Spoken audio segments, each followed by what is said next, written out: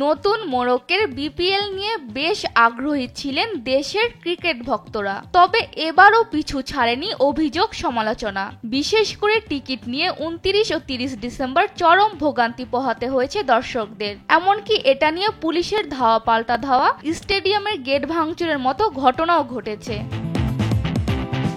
তবে মাঠের খেলা শুরু হতেই যেন উবে গেছে দর্শকদের সব অভিযোগ। প্রথম দুদিনে অনুষ্ঠিত 4 ম্যাচেই ছিল রান বন্যা। ব্যাটাররা 4 ছক্কার ফুলঝুরিতে মন ভরিয়েছেন ক্রিকেট ভক্তদের। প্রথম 4 ম্যাচের 8 ইনিংসের 2টিতেই ছাড়িয়েছেন 200 কোটা। এছাড়া 2টি ইনিংসে রান উঠে 190 এর বেশি। এবারের আসরে এখন পর্যন্ত সর্বোচ্চ দলীয় রানের ইনিংসটি খেলেছে খুলনা টাইগার্স। মঙ্গলবার চট্টগ্রাম কিংসের বিপক্ষে 4 উইকেটে 203 রান তোলে দলটি।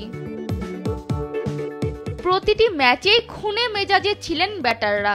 8 ইনিংসে মোট 7টি 50 তুলেন তারা। এখন পর্যন্ত সর্বোচ্চ রানের ব্যক্তিগত ইনিংসটি খেলেছেন দুর্বার রাজশাহীর বাংলাদেশি ব্যাটার ইয়াসির আলী রাব্বি। উদ্বোধনী ম্যাচে ফরচুন বরিশালের বিপক্ষে 47 বলে অপরাজিত 94 রানে ঝড়ো ইনিংস খেলেন তিনি। এখন পর্যন্ত দেশি ব্যাটাররা আছেন দুর্দান্ত ছন্দে। 60টি 50-র 5টিই করেছেন টাইগার ব্যাটাররা। এমনকি বাংলাদেশি ব্যাটারদের মধ্যে বিপিএল এ দ্রুততম 50-র রেকর্ড গড়েছেন খুলনা টাইগার্সের মাহিদুল ইসলাম অঙ্কন। মঙ্গলবার চট্টগ্রাম কিংসের বিপক্ষে মাত্র 18 বলে 50 তুলে নেন তিনি। 22 বলে অপরাজিত 59 রানের ইনিংসে তার স্ট্রাইক রেট ছিল 268.18, যা এবারের আসরে এখন পর্যন্ত সর্বোচ্চ। ব্যাটারদের শাসনের মাঝেও বোলিংয়ে আলো ছড়িয়েছেন বোলাররা। এখানেও এগিয়ে দেশি বোলাররাই। এখন পর্যন্ত সর্বোচ্চ উইকেট শিকারীর তালিকায় সেরা 5-এর 4 জনই বাংলাদেশি। 2 ম্যাচে সর্বোচ্চ 4 উইকেট নিয়েছেন রংপুর রাইডার্সের খুশদিল শাহ।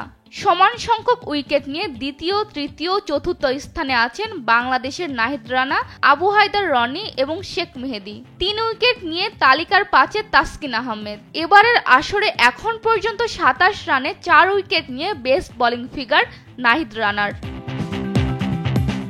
স্পোর্টস ডেস্ক, দেশ টিভি।